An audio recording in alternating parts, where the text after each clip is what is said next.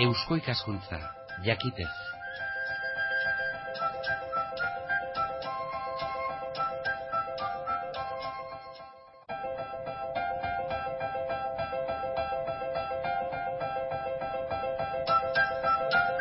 Euskal Herria irratian kultur arloa.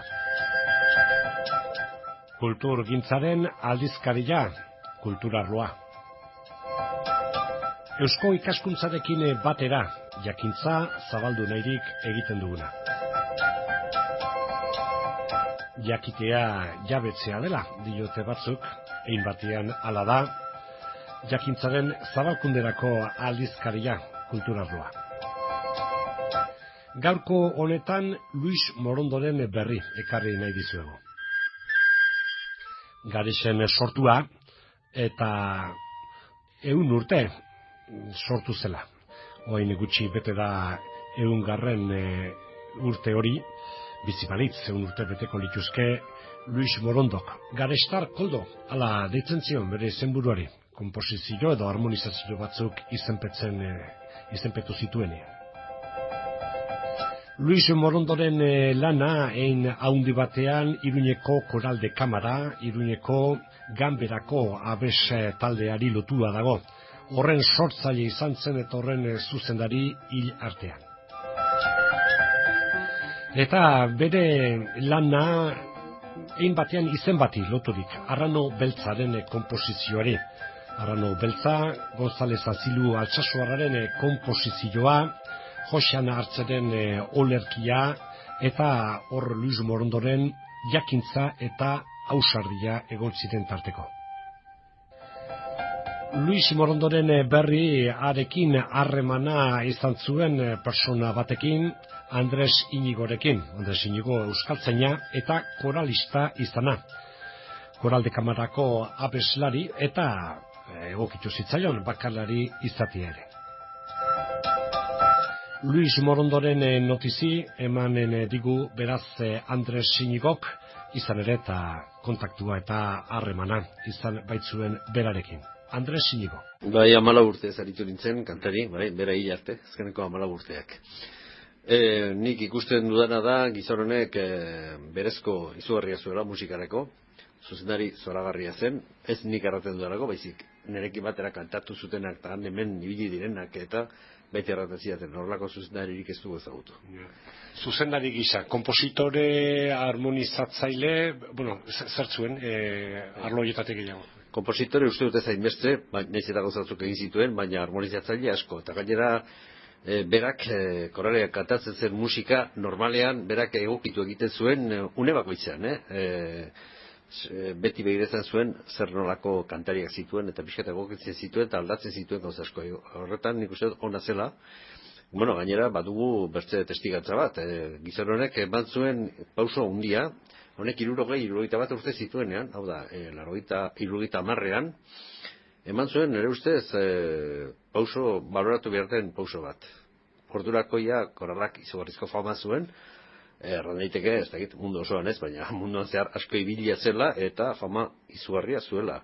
Orduan horrekin aski zuen, berak 12. mendetik 20. mende arteko musika landu zuen, musika klasikoa edo errango genuke, baina gero eman zuen pauso izugarria izan zen. Alde batetik musika, vanguardiako musikara atrebitu zen, hori egitea, eta hori etzen batera lan erraza izan.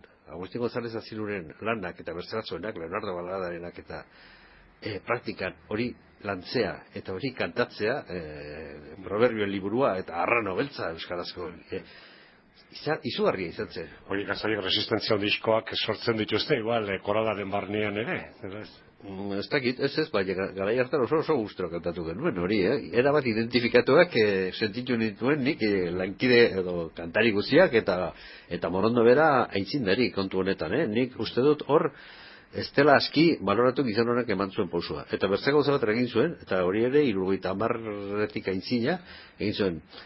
Azkuek bildutako euskal kantuak jaso zituen, eta hoietaz baditu 25-30 bat kantu, herriko kantuak edo euskal herri, ez da nola titulatu zituen, herriko kantuak, eta horiek harmonizatu egin zituen, eta horiek barra kantatzen ziren, eta gainera berak egile gisa orduan jarri zuen Garestarkoldo, bera Gareskoa zen, eta orduan Garestarkoldo hortik dator, eta izen horrekin argitaratu, kantatu egin zituen koralean, eta horretan badu meritu handia. Euskal musika, herriko musika asko kantatu izan zen bai. Eta, bueno, hor beraz harmonizatzaile, zuzendari, ez dait, ordura arte, iraun zuen hor, edo hil baino lehenago utzi zuen zuzendaritza. Azken arte gontzen, gaixorik elditzen zenean, zuzendari orte bat zen, eta arke zuzentzen zuen, baina ez, bera zuzendari gisa, segitu zuen azken arte.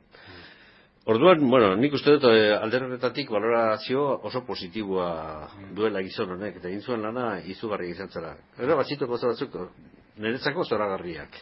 Gizon horrek perfekzioa bilatzen zuen, musikan. Oso zaila, zen nire asko kosta zitzaidan egitea, estilora, eta baina zoragarria zen, gero, ez zuen akatsik ere onartzen.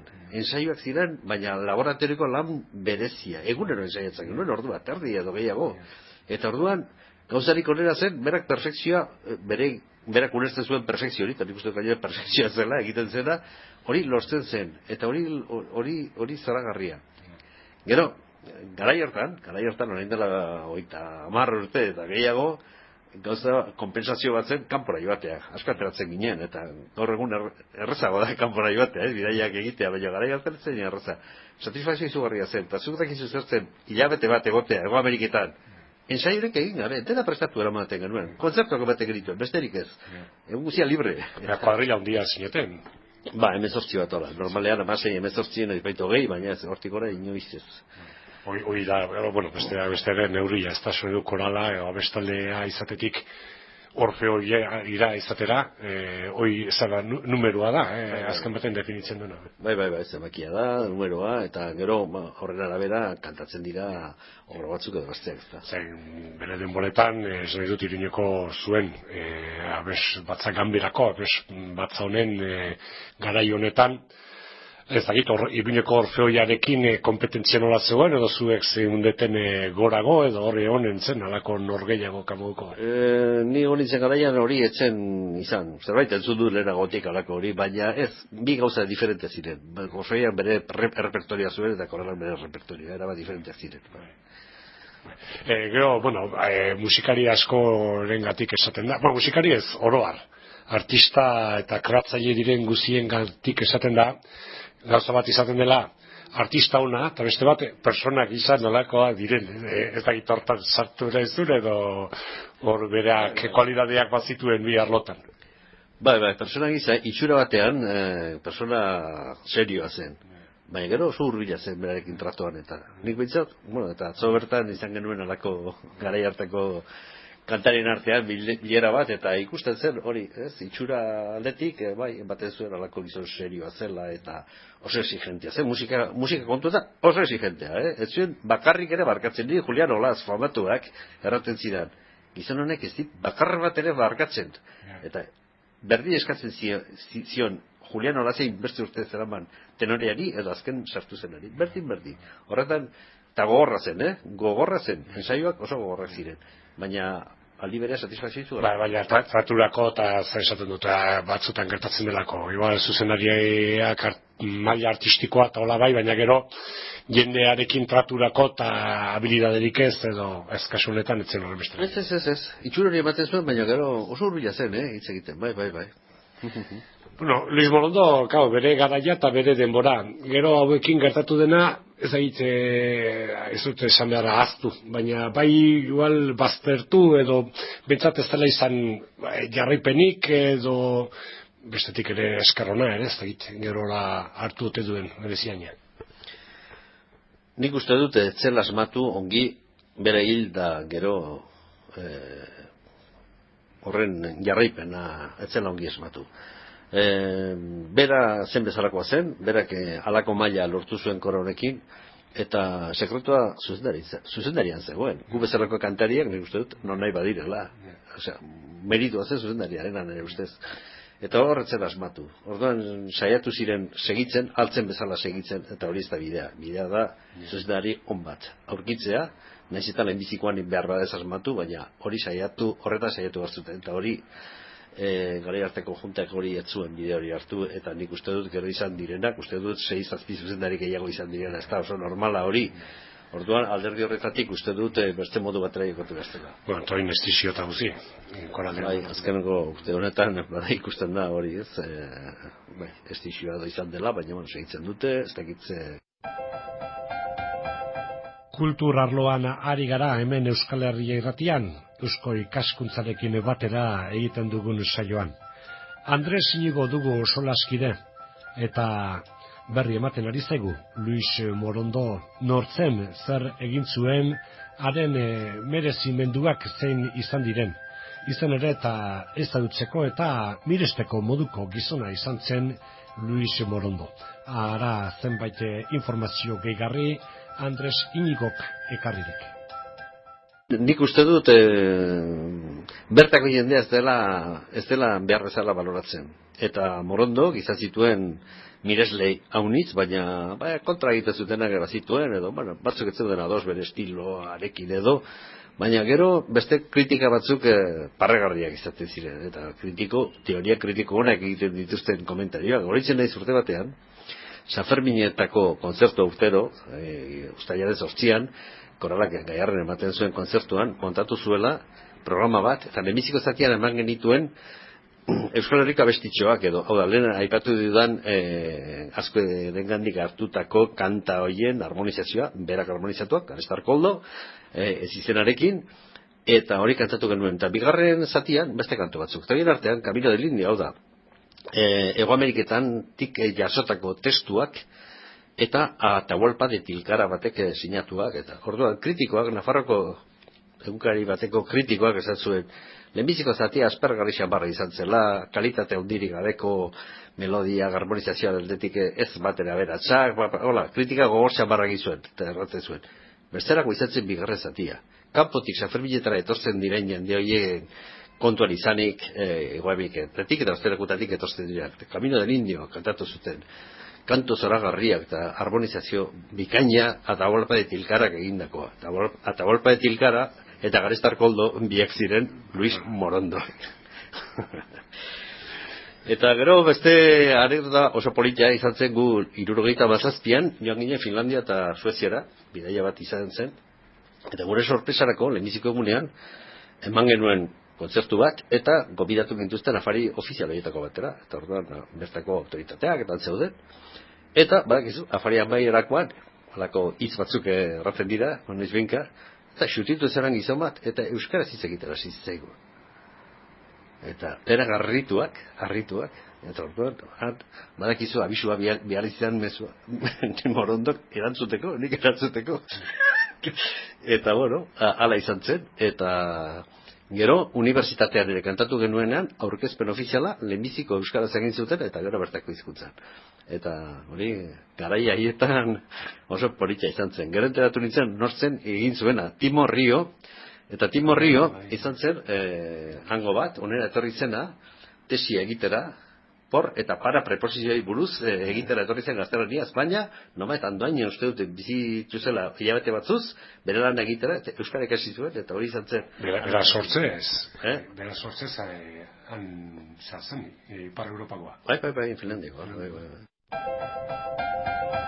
Luis Morondoren zuzendaritzapean Iruñeko Koralde Kamara Ganberako abesbatza. Eta une beresi bat, une guztiz hunkigarri bat, Gaiarre antzokian gertatu zena. Arrano Beltzaren estrenaldia. Arrano Beltza González Aziluren komposizio ausarta, eta ausardia Luis Morondok ere izan zuena. Josean Artzeren olerkiaren gainean eratutakoa. Antxe, besteak beste noski, estenatokian gainera Andres Inigo. Aiz gogoan dut, bai. bete-bete errapatu nindutelako, González Aziluren obra hauek, proverbio liburuak lehenbiziko, eta gero honek arrano beltzak, eta gainera, bakarlarietako bat nintzen, eta letra aldetik eta askotan galdetu egiten zidan, hau nola oskatu behar da, edo ez dakit horrelako gauza, hurbiletik bizitu genuen, eta gogoan ditut, gainera, hartan, hainbeste lan egin zutenak juntaren aldetik, junta Javier Alonso, nekaezina gizona mugitu zen izugarri kontu honetan, Juratxo Kutsillos, eta horiek, eta orduan, eta Morondo Berak hartu zuen gai hori, eta ez zuen utzi obra montatu arte, eta asko kostazelura montatzea. Obra berez, artistikoa, eta Navas de Tolosako ura gogoratuz, eta galdutako guduak, eta zenbat izan diren, eta gogoratzen zuen olerkia. Eta, aizinezu, arrazitatua, egin zenuen zuk? Bai, hori montatua zegoen koroak, eta gero lau bakarlari edo, eta biteko bat nintzen, eta, testu asko zuen, eta orduan alderdinetatik oso, erabat identifikatua sentitu nintzen obra honetan, bai, hori guztera. Gero gainera zen, kasu honetan, amnisteren aldarrikapenak konsensu zabala zuen denbora, indartsu zebilena, eta Joxan Artzek berak egin zuen gero errazitatuz bertsio bat partikularra, ez da egitori ere gogoan dokazu. Partekoa, berak? Joxan Artzek, bai. Intzun eta tartekatuz bere olerkiaren zatiak eta orduan preso zirenen izen abizenak eta izenak bai bentsat, eta zein espetxetan zegoen da hori zegoratzen. Eta ez da palkoan agertu zen Ikurriña zeta. Ikurriña zen iritxeri. Eta Ikurriña? Ikurriña badakit goiko palkoan egun hartan, ofizialki ez, egun hartan irekizela. Zei urte segun zen hori gogoratzen? 77 izan zen, bai. Urte horretan estrenatu zen, Arrano Beltzak Gaiarren. Eta gero leku honitzetan kantat izan genuen hori, baina uste gero ez dutela segitu horrekin. Ematen du impresioari, baina impactantea izan zen, eta leku askotan kantatu genuen, hori zeaz Lodosan, eta herri frankotan hori kantatu genuela Nafarroa, eta Nafarrotik kanpo zergarik ez, bai, Donostian, Victoria Eugenian, eta leku askotan, bai.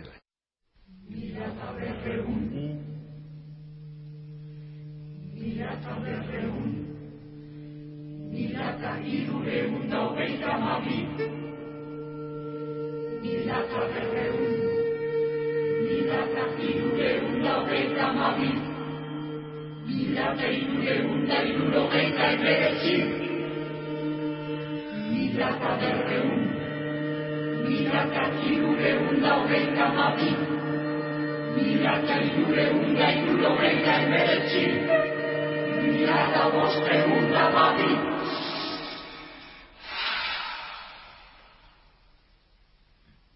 Milaka seireun da bederatzi, milaka seireun da bederatzi, milaka seireun da bederatzi, milaka seireun da bederatzi.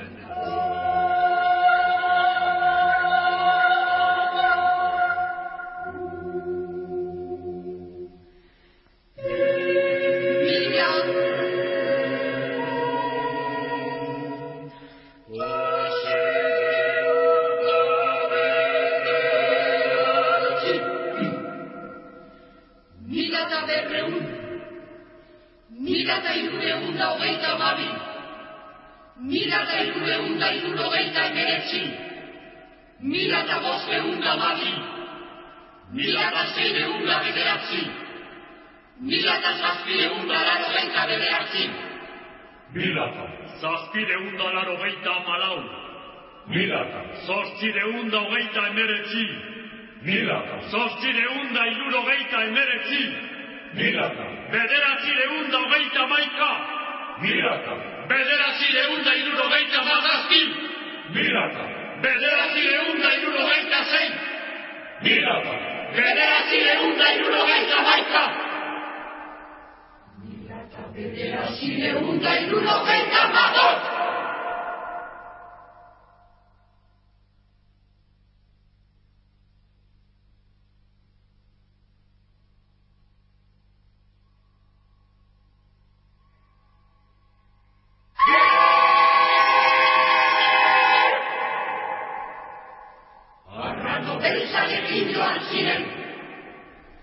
Joan ziren joan, bezala. Nafarra!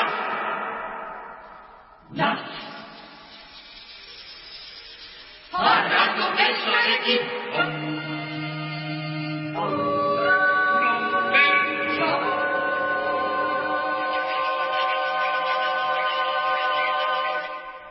Kate-katerekin itzuli etxera. Nafarra!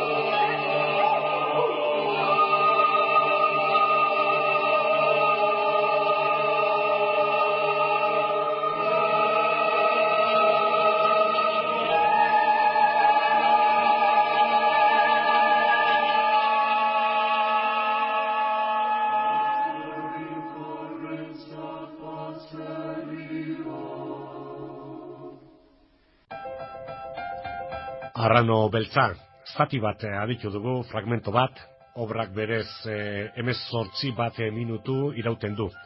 Arrano beltza, González Aziluren konposizioa, Joxan Artzeren hitzak, Luis Morondoren jakintza, Koralde Kamararen trebetasuna, eta askoren gogoan gainera Gaiarre antzokian egintzen estrenaldia, 1977ko hartan. Hemen Euskal Herria irratian kultur arloan entzun dugu. Kultur arloa, kulturgintzaren ahobelarrirako aldizkaria, Eusko ikaskuntzarekin batera egiten duguna.